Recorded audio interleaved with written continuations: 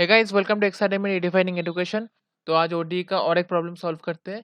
तो the problem is solve y into 1 minus x tan x plus x square cos x D x minus x d y equals to 0।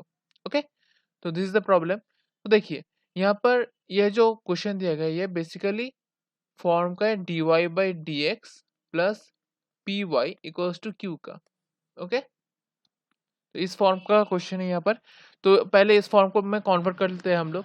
तो देखिए, एक side को ले जाते हैं d x d y equals to y into one minus x tan x plus x square cos x D x. Okay, so d y by d x को एक side पे ले गए और दूसरे साइड पे हमारा y one minus x tan x plus x square cos x divided by x. तो इसको हम लोग अलग से लिख लेंगे। तो यहाँ पर आ जाएगा आपका one by x minus tan x into y plus x cos x. Okay, clear. अब इसको हम लोग लेफ्ट साइड पे लेके जाते हैं। तो देखिए, d y by d x plus tan x minus one by x into y equals to x cos x. This is properly in the form of dy dx plus py equals to q. Clear. अब इसका इस type के जो questions आते हैं उनमें indicating factor क्या होता है?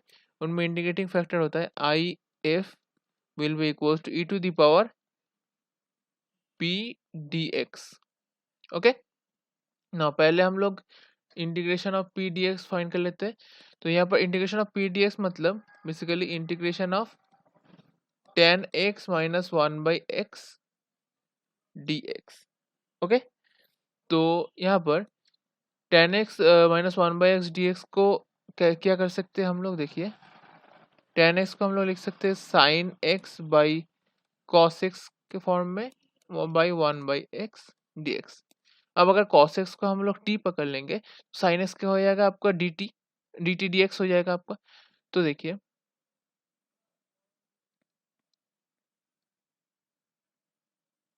डी टी बाई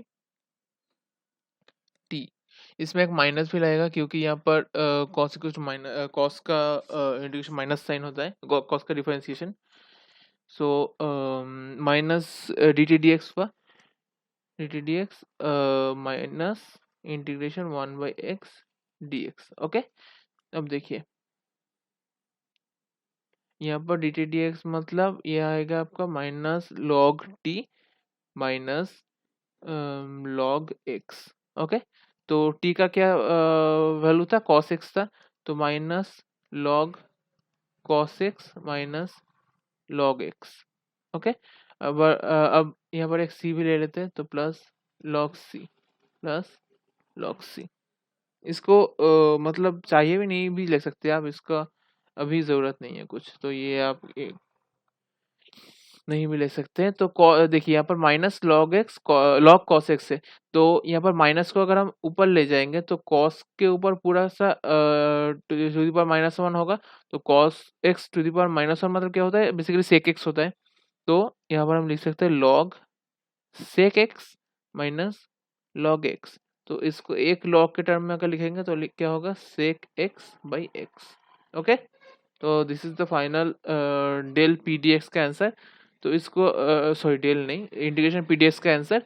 तो अब इसको अगर ई टू द पावर के फॉर्म में लेके जाए तो e to the power log sec x by x equals to answer आ जाएगा आपका sec x by X. Okay, तो this is the indicating factor. अब आंसर निकालने के लिए क्या करना पड़ता है? y इंटू इंडिकेटिंग फैक्टर मतलब sec x by x equals to integration, वो जो q का पार्ट था वो वाला q का पार्ट यहाँ पर था x cos x into integrating factor sec x by x D x. Okay, clear. Now यहाँ पर देखिए एक्स एक्स यहाँ पर कट जाएगा और सेक एक्स बेसिकली मतलब क्या है, सेक एक्स मतलब 1/cos x, तो 1/cos x के साथ cos x भी कट जाएगा। तो बेसिकली यहाँ पर होगा इंटीग्रेशन डी एक्स का मतलब है एक्स प्लस सी। ओके, तो एक्स प्लस सी अगर यहाँ पर हो तो यहाँ पर वाई हम लिख सकते हैं क्या, वाई हम लिख सकते हैं आपका x square plus c x इसका full multiplied by sec x.